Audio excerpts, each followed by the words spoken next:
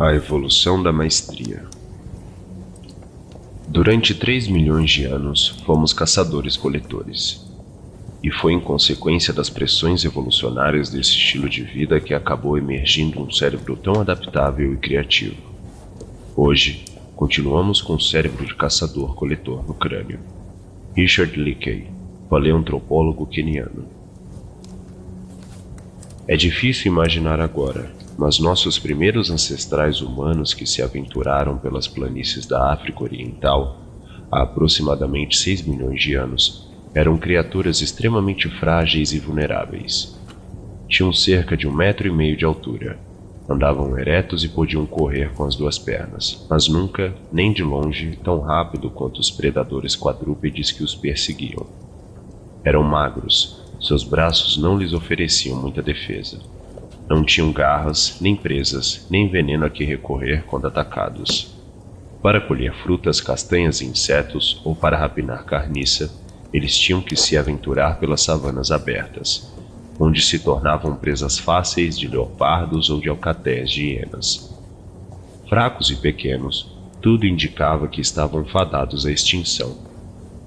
No entanto, no intervalo de alguns milhões de anos, muito pouco na escala de tempo da evolução, esses nossos ancestrais fisicamente tão inexpressivos se transformaram nos mais notáveis caçadores do planeta.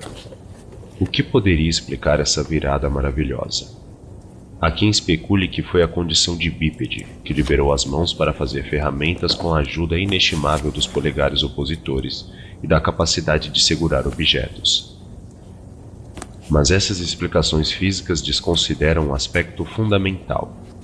Nossa dominância ou maestria não está nas mãos nem nos pés, mas no cérebro, no desenvolvimento da mente humana como o mais poderoso instrumento conhecido na natureza.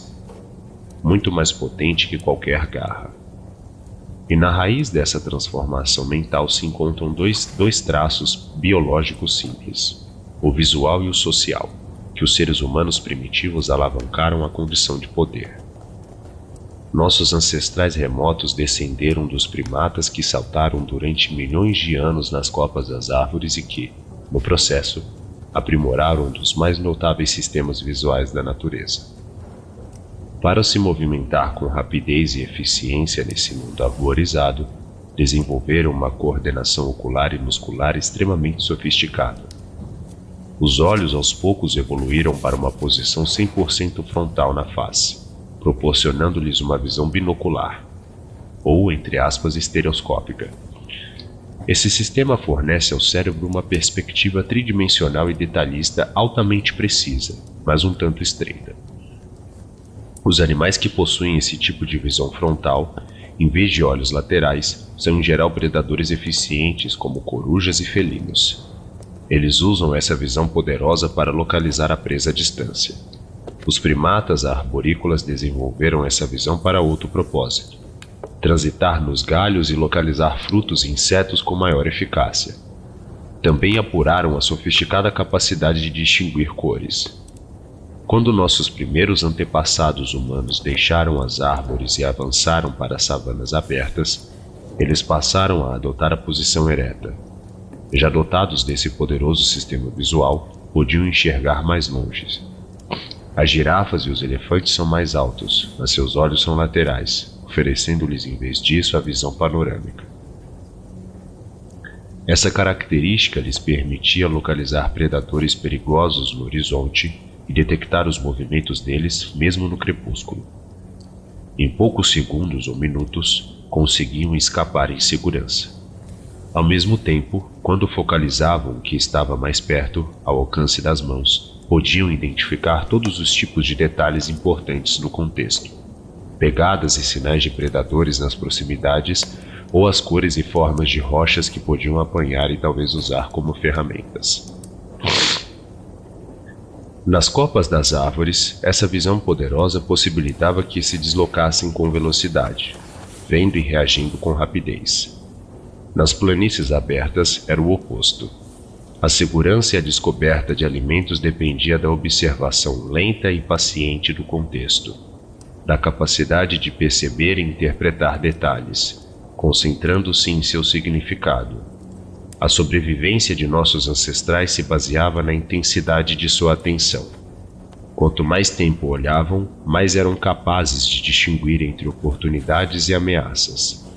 Se simplesmente varressem depressa o horizonte, poderiam ver muito mais. No entanto, dessa maneira sobrecarregariam a mente com informações, detalhes demais para uma visão tão aguçada. O sistema visual humano não foi feito para amplitude de foco, mas sim para profundidade de foco. Os animais estão presos em um presente perpétuo. Até podem aprender com acontecimentos recentes, porém se distraem facilmente com o que está diante de seus olhos. Aos poucos, durante um longo período, nossos ancestrais superaram essa fraqueza animal básica. Ao observar durante tempo suficiente qualquer objeto e não dispersar a atenção, mesmo que por alguns segundos, eles eram capazes de se alienar do ambiente circundante. Dessa maneira, detectavam padrões, faziam generalizações e previsões. Tinham o distanciamento mental para pensar e refletir mesmo na escala mais diminuta. Esses primeiros humanos cultivaram a capacidade de se separar do contexto e de apreender o abstrato como principal vantagem na luta para evitar predadores e encontrar alimentos, algo que os conectava a uma realidade inacessível para os outros animais. Esse nível de pensamento genérico foi o mais importante ponto de virada de toda a evolução, o surgimento da consciência e do raciocínio. A segunda vantagem biológica é mais sutil, embora igualmente poderosa em suas implicações. Todos os primatas são, em essência, criaturas sociais, mas em consequência de sua grande vulnerabilidade em áreas abertas, nossos primeiros ancestrais necessitavam muito mais de coesão grupal. Eles dependiam do grupo para a observação vigilante dos predadores e para a coleta de alimentos. Em geral, os primeiros hominídeos mantinham muito mais interações sociais que os outros primatas. Ao longo de centenas de milhares de anos, essa inteligência social se tornou cada vez mais sofisticada, possibilitando que nossos ancestrais cooperassem uns com os outros em um nível superior. E da mesma maneira que acontece com nossa compreensão do ambiente social, essa inteligência dependia da atenção e do foco profundos.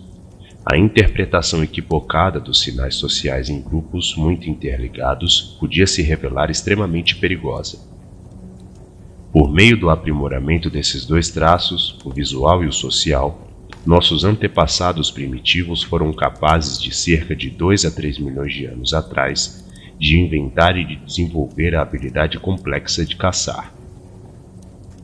Lentamente, eles se tornaram mais criativos, refinando essa aptidão complexa até torná-la uma arte. Eles se transformaram em caçadores sazonais e se espalharam pela massa continental eurasiática, conseguindo se adaptar a todos os tipos de climas. E no processo dessa rápida evolução, seu cérebro cresceu até atingir o tamanho atual, há uns 200 mil anos. Na década de 1990, um grupo de neurocientistas italianos descobriu algo que pode ajudar a explicar a destreza progressiva de nossos ancestrais primevos como caçadores, e por sua vez, algo sobre a maestria em si, tal como ela existe hoje.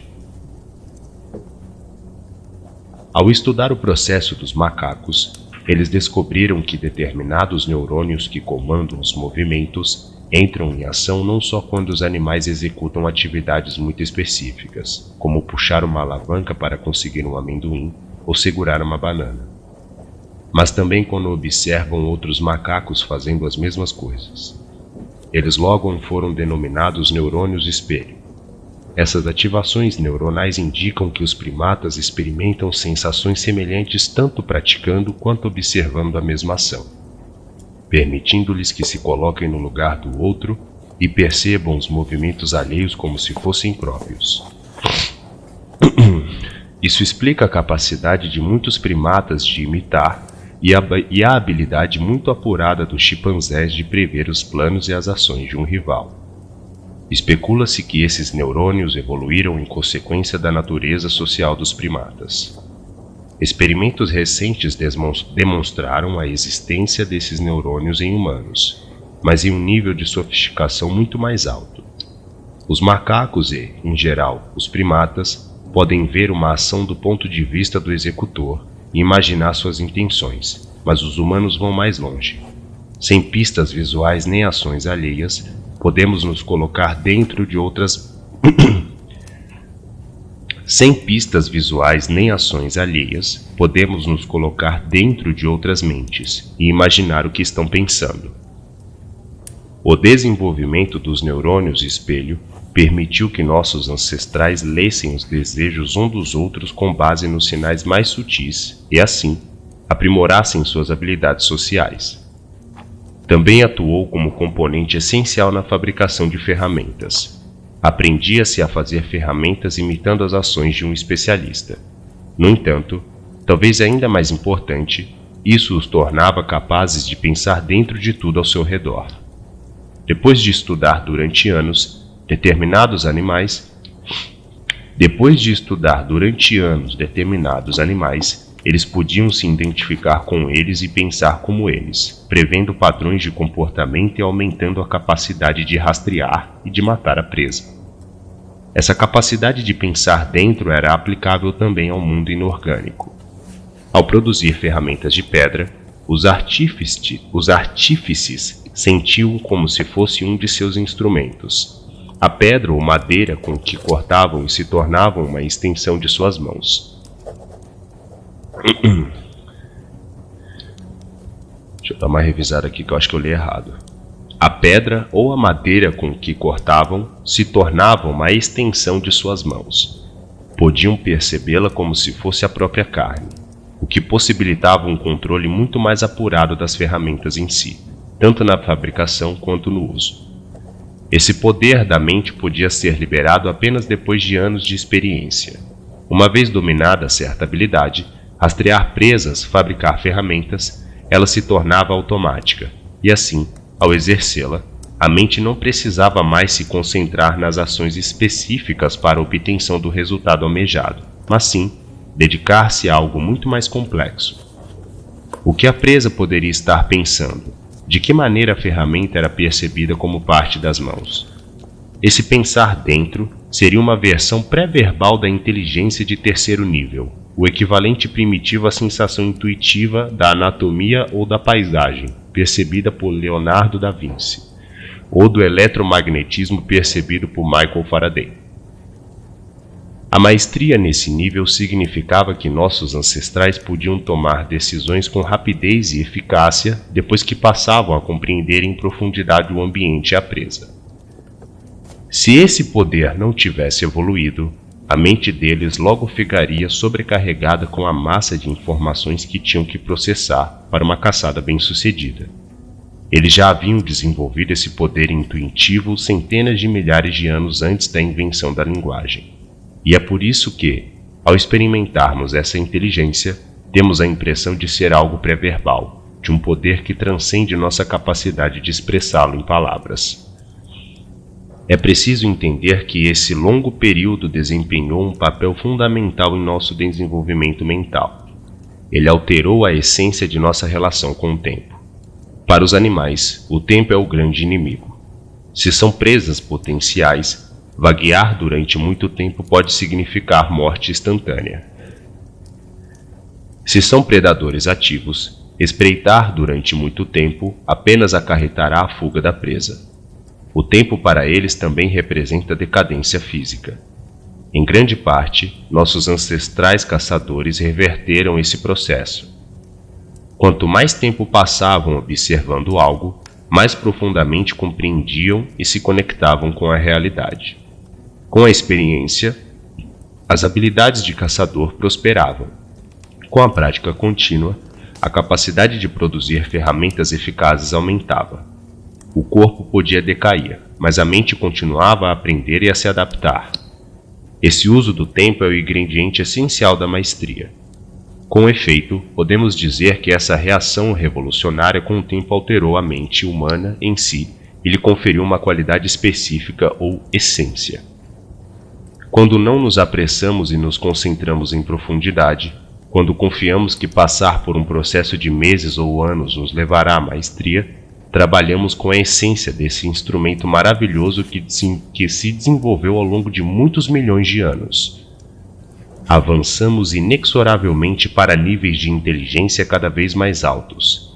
Enxergamos com mais profundidade e realismo. Praticamos e produzimos com habilidade. Aprendemos a pensar por nós mesmos. Tornamo-nos capazes de lidar com situações complexas sem nos sentir assoberbados. Ao seguir esse caminho, convertemo-nos em Homo Magister, em mestre. A partir do momento em que acreditamos que podemos pular fases, evitar o processo, conquistar o poder por mágica mediante ligações políticas ou fórmulas simples, ou depender de nossos talentos naturais, vamos de encontro a essa essência e revertemos nossos poderes naturais. Transformamo-nos em escravos do tempo. Com o passar dos anos, ficamos mais fracos, menos capazes, presos a uma carreira sem saída. Tornamo-nos cativos das opiniões e dos receios alheios. Em vez de a mente se conectar com a realidade, nós nos desligamos do mundo exterior e nos trancamos em estreitas câmaras mentais. O humano que dependia da atenção concentrada para garantir a própria sobrevivência, agora se converte em animal disperso e superficial, incapaz de pensar em profundidade, mas também inapto a depender dos instintos. É o cúmulo da estupidez acreditar que durante sua curta existência, em suas poucas décadas de autoconsciência, alguém será capaz de reformular a configuração do cérebro por meio da tecnologia e da vontade, superando os efeitos de 6 milhões de anos de desenvolvimento.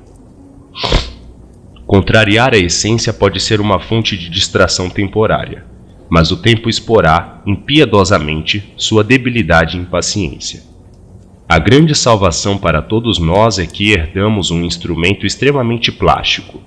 Ao longo de milênios, nossos ancestrais caçadores-coletores moldaram o cérebro até a sua forma atual, desenvolvendo uma cultura capaz de aprender, de mudar e de se adaptar às circunstâncias, que não era prisioneira da marcha lenta da evolução natural.